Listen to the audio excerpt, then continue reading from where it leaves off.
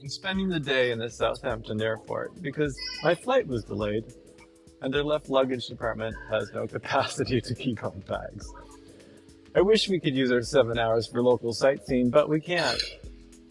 You know, when things go wrong, remember it doesn't do any good to go into a negative energy. Going into a negative energy just hurts yourself, makes cortisol. It brings yourself down and others. Stay in a positive energy by seeing the ridiculousness of negative things that happen.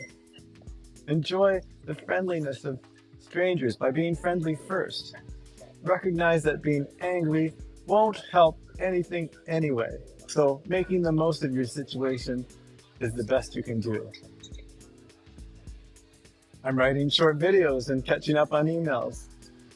This turned out to be a great time. Think about this next time you feel disappointed by a sudden change in your plans.